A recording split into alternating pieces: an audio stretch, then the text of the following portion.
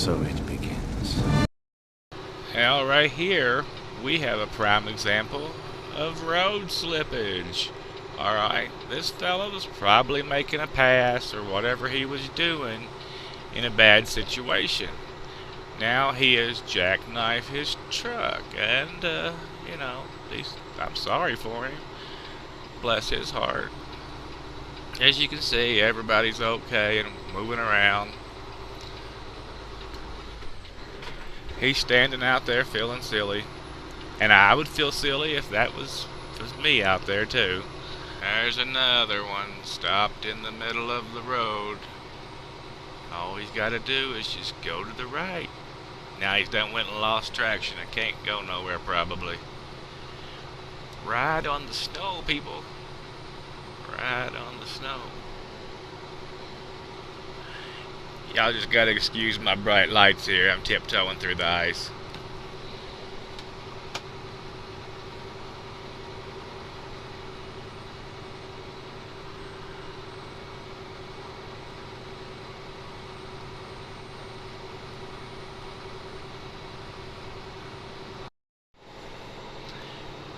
Don't shift gears on this stuff unless you have to. If you slip and lose traction, you're done. So it makes it. I know you know what you're doing, but some of these other yahoos, they just pull out in front of you and make you switch gears or stop. It makes for a scary situation. You don't want to have to back down some mountain somewhere because of that.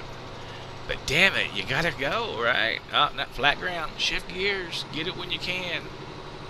Slow down. Go fast. Be safe. Now another thing. Yes, ahead of me is a snowplow. The snowplow is your friend. Try not to hit the snowplow. But don't stay behind him and cause a log jam. Just gently scoot over. Don't make abrupt moves. Just be very gentle in your movements. And after you pass said snowplow, well, just gently move back over. Right? Make very gentle slanting maneuvers. And you too can survive this winter and maybe 27 more. We have arrived at another learning opportunity, guys. Yeehaw! 1, 2, 3, 4, 5, 6, 7. In front of me, I see 7 trucks. And everybody wants to go at their own different speed. You can see up there, or you cannot see probably, but there's trucks beside each other. I don't want to get too close to that situation while you have 2 trucks beside each other on ice. Because if the one on the right or the left kicks out their drives and hits the other one, the road's going to become blocked. But what's happening is they're making me shift gears and slow down, which could cause my own drives to slip. You don't want no slippage. Alright, now that we have a clear open space between 3 trucks, and I'm going to start my move. I don't like to make a move, but I'm going to make it anyway. Okay, this is a good time to run on the rumble strip because the rumble strip will allow you traction because this is a hill and hills are dangerous. The hills have eyes also. Now look, that's a male guy. He's out here all the time. He's probably used to running it, but he's taking it slow because he's light. I'm not that light. I'm about 73,000 pounds, so I'm okay today. But I'm going to keep moving up on these trucks and just keep moving up on them. Okay, now this is a very dangerous spot. As slow as they're moving, they're not moving that slow because they're scared. Well, they are scared. I think they're moving that slow because some of them are those company people that I was just telling you about that aren't used to running out here, so they're running overly slow. Not much you can do about that. We can all sympathize with their fear. but it makes for a bad situation for everybody. Come on, little drivers. Let's get on down the road. Oh, he's gonna jump out there. There he goes. But at least I'm maintaining speed. But now my following distance just got ruined by him because I like to have 2 to 3 truck lengths at 35 miles an hour. On ice, that's probably not enough actually, but it might be. Now, one thing I've been able to see right off the bat from all these trucks is nobody is utilizing the rumble strip. Oh, see, it was in England. I knew it was in England. How did I know it was in England? Because they're all over 80, waiting to get you. That's something else you got to worry about, is when one slow mover meets another slow mover and they just jump out in front of you because they don't have any brains. And then you got to worry about him losing traction. It can happen because this is once again the side of a mountain that I got to downshift because of that idiot up there. But all he's worried about is himself. He don't worry about his brother trucker. But in this instance, we're 20 miles from the truck stop, and we're going to be stop and get some fuel and maybe a hot cocoa. Hot cocoa makes everything go better. Hey, but what time is it? It is, hang on, let me get back with you. It's 5:17 in the morning. In another hour and a half, all of the yahoos in the truck stop are going to start waking up. And then they're going to come out here,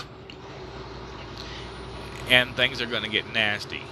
So another trick of the trade is, at that time of the morning, to stop. Stop for a few hours, and hopefully things won't get too nasty and you can start again. Because in Wyoming, when they start crashing, they just close the road. I mean, they're not going to get no wrecker out here to get nobody out the ditch until they have to.